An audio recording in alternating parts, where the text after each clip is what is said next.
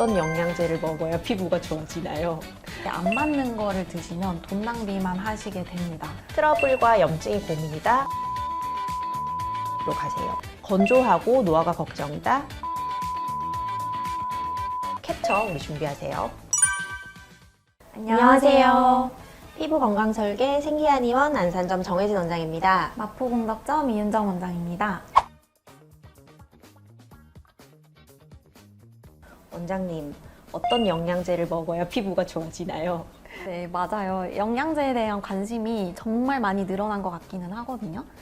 피부가 좋아지려고 이것저것 챙겨 드시는 거는 좋은데 사실 내 피부 상태에 안 맞는 거를 드시면 돈 낭비만 하시게 됩니다.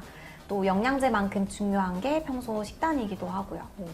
그래서 오늘은 영양제와 음식을 결합해서 효과를 극대화하는 내 피부 살리는 1대1 매칭 공식을 준비했습니다. 피부 고민별로 방패막, 진정제, 복구 시스템 딱 3가지로 나눠서 정리를 해드릴 테니까 끝까지 집중해주세요. 첫 번째는 피부를 외부 공격, 특히 자외선으로부터 보호하는 방패막 라인입니다. 핵심은 비타민 C랑 E인데요. 이 두 가지는 같이 먹었을 때 시너지가 엄청나요. 비타민 C는 콜라겐을 만드는 필수 재료이기도 하면서 비타민 E가 산화됐을 때 다시 살려주는 역할을 하거든요. 그런데 이 비타민 E가 또 세포막을 보호하는 강력한 항산화제이기도 하고요. 그래서 탄력이 떨어지거나 피부가 잘 타는 분들은 이 두 가지를 세트로 묶어서 드시는 게 가장 효과적입니다. 이 비타민 C는 파프리카나 키위, 딸기처럼 신맛 나는 과일이나 채소에 많고요. 비타민 E는 아몬드, 호두 같은 견과류에 정말 풍부하거든요. 그래서 저는 환자분들께 아침에 견과류 한 줌이랑 과일 하나 꼭 루틴으로 드시라고 추천해드려요. 이렇게 드시면 자외선 방어력이 확실히 올라갑니다. 대표적인 피부를 위해 먹는 영양제? 히알루론산일 것 같아요. 화장품처럼 바르는 것도 있고 먹을 수도 있는 것도 있는데 이 두 개 좀 차이가 있나요? 히알루론산은 구조적으로 물을 끌어당기는 능력이 되게 뛰어난 성분이거든요. 바르는 히알루론산은 분자 크기에 따라서 피부 장벽의 표면이나 또는 얕은 층까지 수분을 유지시키는 역할을 합니다. 즉각적인 보습감은 좋지만 피부의 깊숙한 층까지 도달하는 데는 한계가 조금 있고요. 반면에 먹는 히알루론산은 체내에서 흡수된 뒤에 관절액이나 피부 진피층의 수분 환경을 개선하는 데 기여할 수 있다는 연구 결과들이 있습니다. 다만 개인별로 흡수율에 따라서 차이가 좀 있고 피부 보습 개선 효과가 나타나기까지는 시간이 좀 필요합니다. 단기적인 효과를 원하신다면 바르는 히알루론산 추천드리고요. 장기적인 효과를 보시고 싶다면 먹는 히알루론산을 추천드립니다. 두 번째는 울긋불긋한 염증을 잠재우는 진정제 라인, 바로 오메가3입니다. 여드름 계속 나거나 아토피, 홍조 심한 분들은 몸속에 염증 스위치가 켜져 있는 상태거든요. 그래서 오메가3는 염증 유발 물질은 줄이고 그리고 염증 억제 물질은 늘려서 이 스위치를 꺼주는 역할을 해요. 영양제로 고르실 때는 흡수율이 높은 RTG 형태인지 그리고 EPA와 DHA 함량이 충분히 높은지 꼭 확인하고 구매하시는 것을 추천드립니다. 오메가3 얘기해 주실 때 이제 RTG 형태, EPA, DHA 이런 거 말씀해 주셨는데 예전에 좀 잠깐 구체적으로 더 얘기해 주실 수 있나요? 네, 쉽게 말하면 RTG는 자연 상태랑 가장 비슷해서 몸에 흡수가 잘 되는 형태고요. 함량 같은 경우에는 제품 뒷면 영양 성분표를 보셨을 때 EPA랑 DHA 합이 1000mg 이상인 거를 고르시는 게 좋습니다. 그 이하는 효과가 좀 미미할 수 있어요. 이 오메가3는 사실 식품으로 섭취하기도 아주 좋은 영양소죠.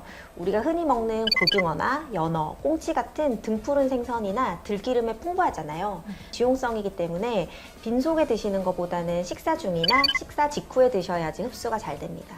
또 트러블이 심할 때는 알약에만 의존하지 마시고 일주일에 2~3번은 생선구이를 드시는 항염 식단을 병행해 보시는 것도 좋은 방법입니다. 영양제 먹는 타이밍도 영양제별로 좀 중요한 부분이 있을까요? 아까 말씀드린 오메가3나 비타민 E 같은 지용성 같은 경우는 식사 직후가 좋고요. 비타민 C나 B 같은 경우는 활력을 주기 때문에 아침이나 점심 식후에 드시는 거를 추천을 드립니다. 너무 늦게 드시면 잠이 안 올 수도 있거든요. 세 번째는 상처가 잘 안 낫거나 장벽이 무너진 분들을 위한 복구 시스템입니다. 여기에는 미네랄인 아연과 셀레늄이 주인공인데요. 아연은 피부과에서 뭐 피지 조절, 상처 치유 이런 거 얘기할 때 빠지지 않는 성분이에요. 세포 분열을 도와서 새살이 돋게 해주기 때문에 여드름 짠 뒤에 흉터가 걱정되거나 뭐 습진 있는 분들에게는 선택이 아니라 필수죠. 셀레늄 역시 면역 시스템을 강화해서 피부의 자가 방어력을 높여주는 아주 고마운 미네랄입니다. 그런데 우리 트러블 잦은 분들은 검사해보면 만성적인 아연 부족인 경우가 진짜 많아요. 아연은 음식으로 챙기려고 하면 굴이 또 최고잖아요. 압도적으로 좀 풍부하고요. 그 외에도 소고기나 달걀 노른자에도 들어있습니다. 아연은 흡수율이 좀 떨어지는 편이라서 식단이랑 영양제를 같이 챙기시는 게 가장 확실한 방법입니다. 또 우리 셀레늄은 브라질 너트라고 원장님도 아시죠? 네. 그거 하루에 딱 한두 개만 챙겨 먹어도 하루 원장량이 채워질 정도로 효율이 좋다고 하네요. 그럼 지금까지 말씀드린 내용을 바탕으로 피부 고민별 최적의 조합을 딱 정리해 드릴게요. 캡처 우리 준비하세요. 첫째, 트러블과 염증이 고민이다. 오메가3 아연 조합으로 가세요. 염증은 잡고 상처 회복은 빨라집니다.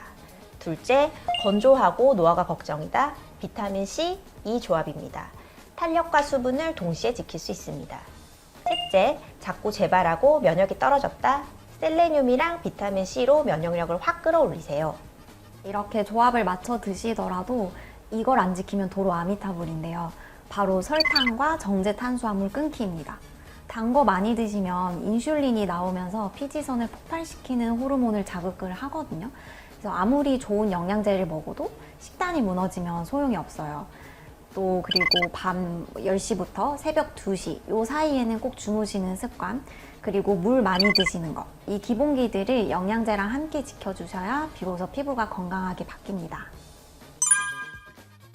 원장님, 지금부터는 많은 시청자분들께서 궁금해하실 내용인데요.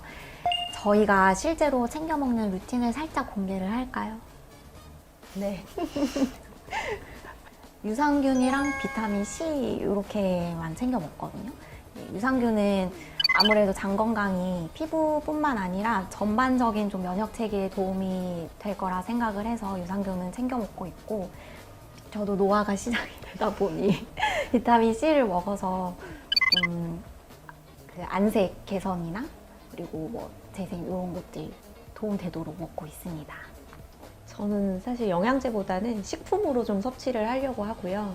아침에 저는 그릭 요거트랑 과일이랑 견과류 이렇게 먹고 있거든요. 그러면은 유산균이나 이제 장 환경도 좀 개선이 되고 비타민 C나 E도 좀 보충할 수 있어가지고, 오늘 알려드린 피부 재생 치트키 다시 한번 강조해드리면요.